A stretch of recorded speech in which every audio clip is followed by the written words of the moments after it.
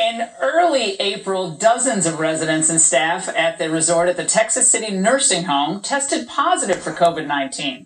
The Senior Center's medical director, Dr. Robin Armstrong, knew time was not on his side.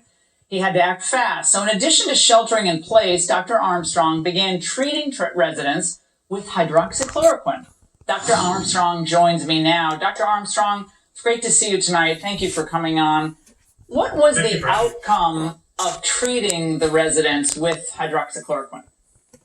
Well, what we saw was with hydroxychloroquine, azithromycin, and zinc, we saw that we had 92% of those residents who were treated with hydroxychloroquine actually get better. And that was compared with the people that we did not treat. And so it was an amazingly positive outcome. That was fantastic. We really were in a bad situation where we felt like we were going to see a lot of these patients die. We were going to felt like the mortality rate was very high. We had seen what had happened in Washington State. We saw what has happened in Louisiana. And we felt like we needed to treat these patients very quickly with something that had been proven to work.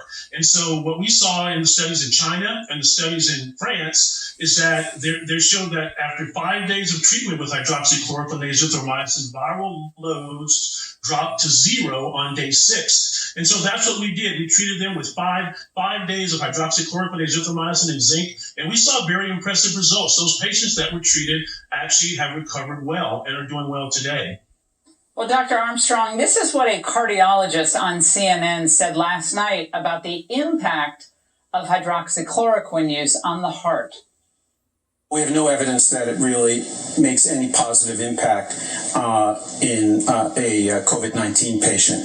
And to the contrary, we have evidence that in some circumstances it can create dangerous heart rhythm abnormalities. These anecdotes that the president keeps touting are just that, anecdotes. And the plural of anecdote is not data, it's just anecdotes. They're really meaningless. Okay, Dr. Armstrong, Professor Rao found no cardiac toxicity that he could find in 1,000 patients. The Chinese didn't find any. Did you see any cardiac issues in your patients?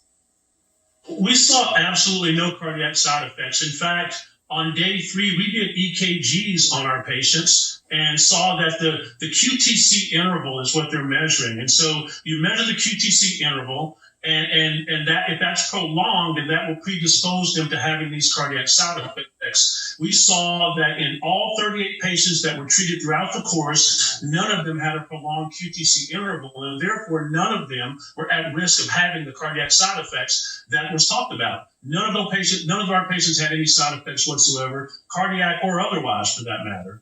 So, Dr. Armstrong, what I'm hearing from treating physicians here in Washington, D.C., Northern Virginia, Maryland, they're concerned that they are no longer free to prescribe hydroxychloroquine given the FDA's warnings that are not technically prohibiting them, but the warnings are such that hospital organizations, big hospitals like Johns Hopkins, are taking it out of its standard of care protocol, which, in the words of one doctor today, I just got off the phone with him before the show, he said people are going to die because they're not going to get hydroxy. They're going to wait till they get to the hospital. Then it's going to be perhaps too late. Absolutely. And our contention the entire time was that you need to start them a little bit earlier when they start having symptoms. That's the best way to get them treated. That's the most effective way. The FDA emergency use authorization recently, what it does is it says you can't use it unless the patient's in the hospital. My contention, especially with these elderly patients, because their mortality rate is so high in the hospital that you have to use it earlier. So they're only allowing doctors to use it in situations where it's almost too late to treat them. And so I think that we have to be aggressive on the front end. Our experience and our observation was that patients did well when they were treated with mild symptoms. We prevented them from going to the hospital, and we also prevented their mortality rates from going up. And so that was significant. And we were happy with the outcome. The families were happy with the outcome. We saw no side effects. And so I think it's a positive result. And I think the FDA is not serving us well by issuing these orders and backtracking on the previous emergency use authorization, which allowed us to use the drug more freely.